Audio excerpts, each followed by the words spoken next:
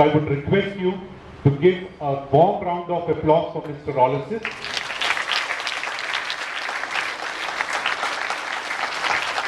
It's a rare opportunity. It's a God-sent opportunity that if we want to stand together as a nation, it is only this one anthem which binds us. Whether you are speaking Tamil or you are speaking Telugu or Hindi or Haryanvi, whatever. But when it comes to India as a nation, it is this one song which binds us together. The world identifies us with this song. And therefore, it is a very important responsibility on our shoulders to sing this anthem the way it should be done. Mr. Aloysius, please. Good morning, my dear friends. Good morning, my dear brothers and sisters. You know, first of all, thank you for this privilege of coming and addressing your esteemed school and the students and the faculty. I was impressed. I want to tell you something. I'm impressed with your school. We had the opportunity of having some of you dancers. How many of you came on Republic Day and put up a dance performance? Wow. That's on video, by the way, and that will be up on YouTube. But let me applaud you. That's great. That is wonderful. You know, I speak about your school wherever I go, whenever I have the opportunity, and I say, what a performance. And they shall again come. So I look forward to the 19th of August where you'll be visiting you'll be coming and performing at the concert at the Epicenter Auditorium. How many of you love hearing a story? How many of you love hearing stories? Shall I tell you a story? Okay, how many of you are 7 years old here in this assembly? 7-year-olds, can you raise your hands up? Okay, this story talks about once upon a time there was a young boy who was 7 years old. And that young boy today is a big man standing in front of you. Yeah? Please put your hands down. And I'll tell you this incident happened. It's a real life story. It happened to me when I was 7 years old. Something that my mother did for me, which I will never forget for the rest of my life. Which has impacted me very deeply. And because of which I believe I'm standing in front of you. When I was 7 years old, and remember I was a part of an English-speaking school, okay? English was my mother tongue, so we spoke English at home. And I know English, I know Hindi.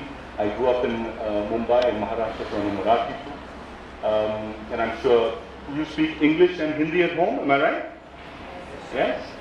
Now, Hindi happens to be our national language, Hindi happens to be our regional language too. Okay.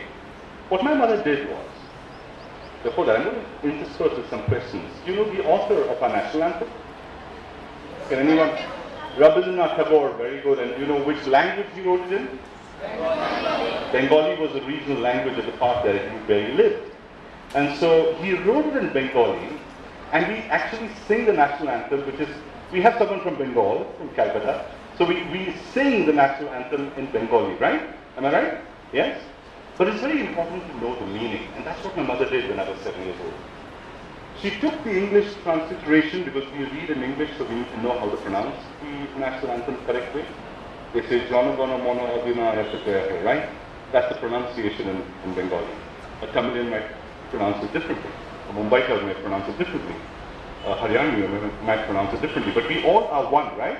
The cultural ethos of our country is unity in diversity. So let's try and get things right. So what she did was, besides the transliteration, she also translated the national anthem in English. Remember when Rabindranath Tagore wrote the national anthem, it was not the national anthem, it was a poem called Jana Gana Mana. Have I pronounced it right? Jana Gana Mana, right? And it was a poem, it was a 5-stanza poem.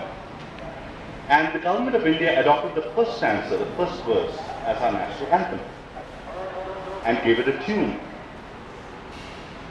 And as per Article 51A of the Constitution of India, it shall be, you know, what, does anyone know what is Article 51A of the Constitution of India? Okay, I'm going to share that with you later. Okay? There's something called the fundamental duties of every Indian citizen. What's it called? Can you repeat after me? Fundamental duties of every Indian citizen. Where is it to be found? It's to be found in the Constitution of India. Can you repeat after me? And where exactly in the Constitution of India? Article 51A. Okay, and now I'm going to read out. I'll continue the story, but let me read out the first and the last clause. Your school has a part to play in this. Okay? Clause A says, it shall be the duty of every citizen of India to A, abide by the Constitution and respect its ideals and institutions, the national flag and the national anthem. Do we all know how many colors our national flag has? Who said 3? Raise your hands up. Okay, thank you. Please put your hands down. Anyone else with a different answer? Who said 4? Raise your hands up. Okay, keep your hands up. And those who said 3 and those who have not answered, can we give a round of applause to those who said 4? The correct answer is 4 because we quite often forget there is a saffron, there is a white, there is a green. But right in the middle, what do we find? That's blue, the chakra which is blue. Okay, so there are 4 colors. So the Constitution of India has a code about the flag. It's an institution, like the emblem. We can't play around with it. It's not a toy that we can play around with. If I like the color brown, can I put the color brown in our flag? No. It's a code, 4 colors, particular dimension. Alright? Similarly, the anthem has got a code. How many of you know what is the code? What is the duration of the national anthem? Can anyone tell me? 60 seconds. Very good. And I believe your school does this every morning, thanks to your music teacher, who comes from an army background, I believe. So there are parts of the country and there are institutions in the country that teach and that practice the national anthem correctly. So you're fortunate. 52 seconds. And do you know the tune? What type of a tune is it? Okay, it's a martial tune. Okay? 52 seconds in a martial tune. So that's the code. So when we honor the national flag and the national anthem, it means A, whenever you listen to the music of the national anthem, be it played on the radio or on television or in a theatre when you watch a movie or in a public gathering like this, can we all stand up? And we'll talk about practically outworking that instruction, respecting our national anthem when we sing it. Stand to attention. I'm sure your physical teacher, physical training teacher will tell you how to stand at attention. And you know, the toes 6 inches apart. We will practice it later. Coming back to clause J, and this is a role that your school plays very well in training you. It says, it shall be the duty of every citizen to strive towards excellence in all spheres of individual and collective activity, so that the nation constantly rises to higher levels of endeavor and achievement. Be it in academics, be it in sports, be it in music, art and culture, be it in fulfilling our fundamental duties as citizens, including singing the national anthem in the correct way. Okay? How many of you look forward to singing the national anthem? Okay. I used to look forward to it and I used to cry. Let me unashamedly tell you this. I will go back to the story. When my mother gave me the translation of the national anthem, and I shall read out to you what I read out that morning. The second part of the national anthem says this. They pray. Who prays? We pray. Okay? They pray for thy blessings and sing thy praise. The saving of all people waits in thy hands. Thou dispenser of India's destiny. Victory, victory, victory to thee. My mother was a school teacher, by the way. You have wonderful school teachers here. She was an excellent mother and an excellent school teacher. And she didn't say anything. She just made me read it. And she waited for my response.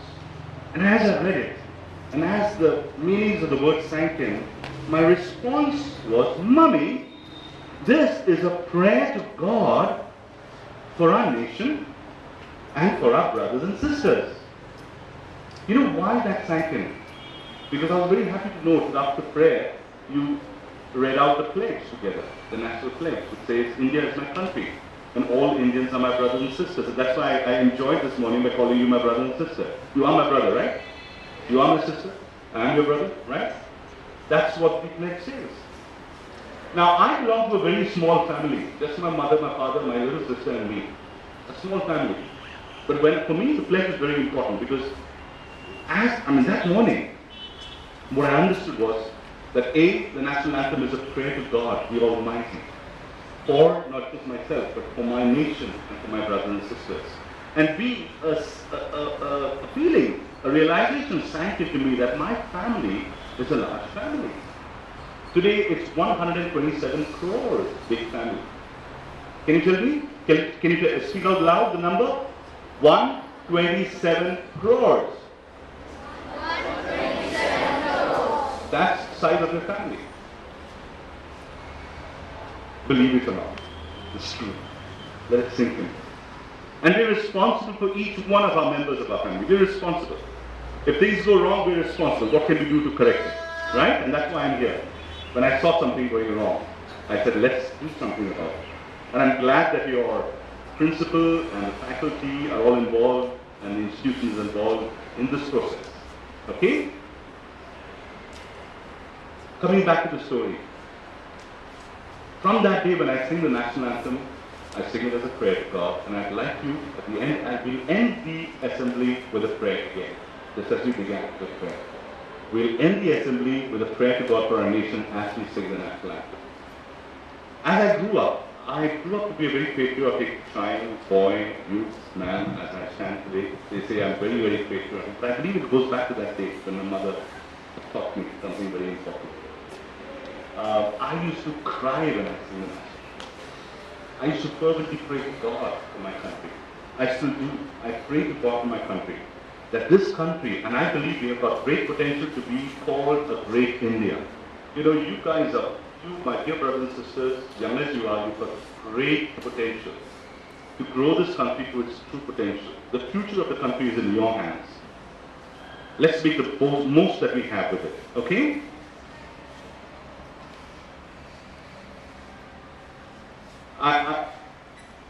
I'm just sharing something that I shared with the principal this morning. You know, you are very privileged to be a part of this esteemed school, the Sehwag World School. I think it's excellent quality of education. Am I right? Excellent quality of education that you get, right? Are you happy? Yes, sir. You feel proud? Yes, sir. And privileged? Yes, sir. I agree with you. But when you look outside the school, to the rest of the brothers and sisters that we have around us in this district, in this area, there are many that are not so privileged. Am I right? Yes, sir. Have you observed it? Yes, sir. Would like to do something about it? Yes, sir.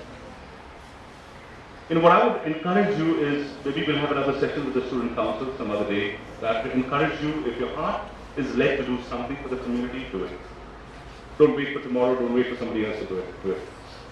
Don't just think about it, don't just talk about it, do it.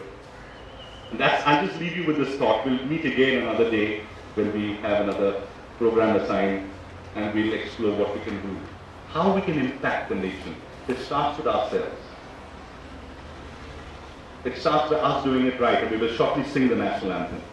But I'd like you to do one more thing. When you go back home this morning, remember we talked about our nation being 127 crore strong family? Yes? How many members in your own family? How many members in your own family? 3, 4, 5, 6, 7. I had 4, including myself, okay, when I grew up. Can we this afternoon when we go back home, can we get maybe in the evening when everyone is at home, can you share with your family what you learned this morning about the national anthem, number 1? Number 2, can you sing as a family the national anthem, just as we sing this morning, and as you sing every morning? Can we sing it together as a family? You have your playtime, you go out to play in the evening? Yes? You have friends, right, you play with? Can you ask them to take 2 minutes off and sing this 52nd national anthem? Share another 1 minute about what you learned about the national anthem. I'm speaking to my brothers and sisters, yes, but I believe I'm also speaking to India's future leaders. And I say start being a leader. Start impacting your home, start impacting your community. Start today. Start at this age, as tender as you are. I began when I was 7. The day when my mother made me understand something very important. I won't take much of your time, but thank you so much for this privilege of addressing you. And let's stand to attention. Feet together, toes 6 inches apart. Just look at your toes. Back straight, legs straight, hands by your side. Thumbs, fists closed, thumbs down, facing down, chin held high. You know, how are we going to sing the national anthem? With pride, with passion, Josh, yes, and with precision, 52 seconds.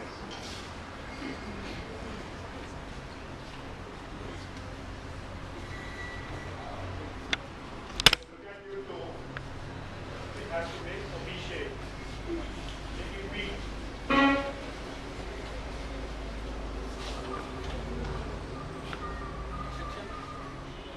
Okay, back goes straight.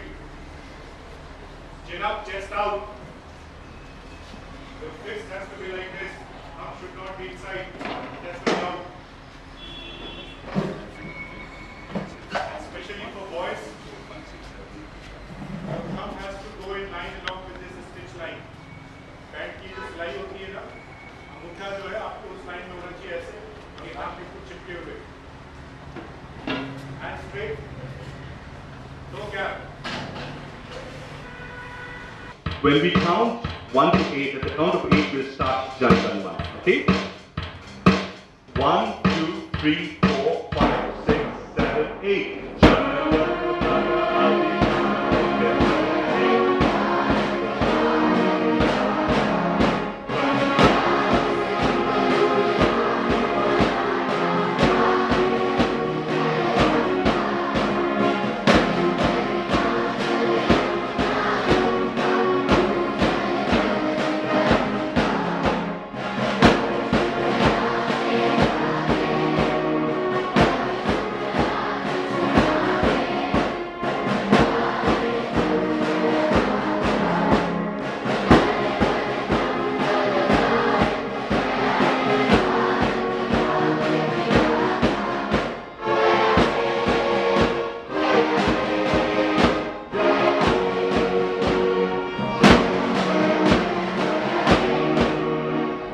Jai Hind! That was a wonderful national anthem singing. Thank you. It's a privilege joining you in singing the national anthem. Have a great day. Visit Come India Sing page on Facebook and like it. Spread the word and let us together build our nation. Jai Hind!